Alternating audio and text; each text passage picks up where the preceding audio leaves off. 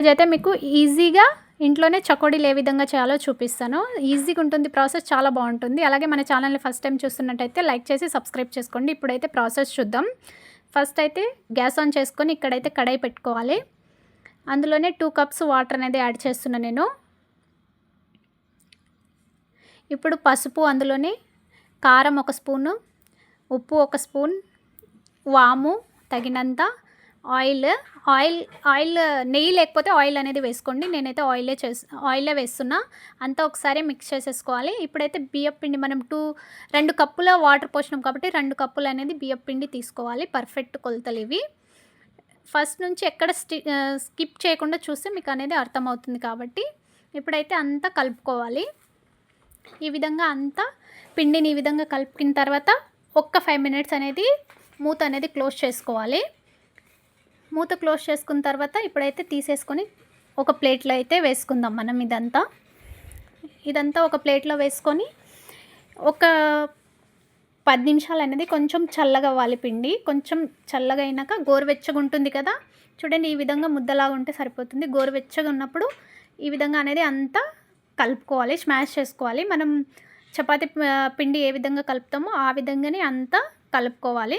ఇక్కడ అనేది వాటర్ అనేది యూజ్ చేయొద్దు, అదే సరిపోతుంది. అంతా ఒకసారి మంచిగా కలుపుకోవాలి. చూడండి అంతా పర్ఫెక్ట్గా కొలతలతో చూపిస్తున్నా నేను. చాలా బాగుంటుంది, ఎక్కడ స్కిప్ చేయొద్దు వీడియోని అనేది.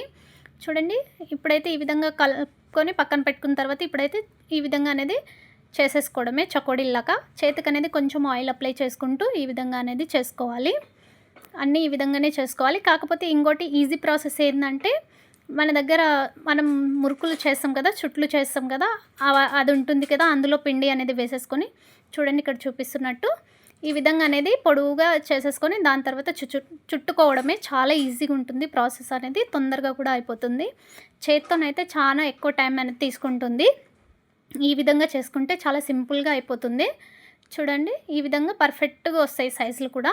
నేనైతే ఇప్పుడు చూడండి అంతా ఈ విధంగా అనేది ఫస్ట్ చేసేసుకొని చుట్టుకుంటున్నా. ఎందుకంటే సింపుల్ ఈజీ ప్రాసెస్, తొందరగా అయిపోతుంది. అదే చేత్తో చేసుకుంటూ చేయాలంటే టైం అనేది చాలా పడుతుంది. కాబట్టి ఈ విధంగా అనేది చేసేసుకుంటే సింపుల్గా చాలా బాగుంటుంది. టేస్ట్ కూడా చాలా బాగుంటుంది. మనకు స్వీట్ షాప్లో దొరికిన టేస్టే ఉంటుంది. అలాగే కరకరలాడుతూ చాలా బాగుంటుంది. ఇక్కడైతే ఆయిల్ పెట్టుకోవాలి. ఆయిల్ అనేది హీట్ అయిన తర్వాత లో ఫ్లేమ్లోనే పెట్టుకొని ఇవైతే ఫ్రై చేసుకోవాలి. నేను మరీ చెప్తున్నా, లో ఫ్లేమ్లోనే పెట్టుకొని ఇదైతే ఫ్రై చేసుకోవాలి. హై ఫ్లేమ్ అనేది అస్సలు పెంచొద్దు, లో ఫ్లేమ్లోనే మంచిగా ఫ్రై చేసుకోవాలి. చూడండి కలుపుతూ ఫ్రై చేసుకొని తీసేసుకోవడమే. అలాగే లైక్ చేసి సబ్స్క్రైబ్ చేసుకోండి. Thank you for watching.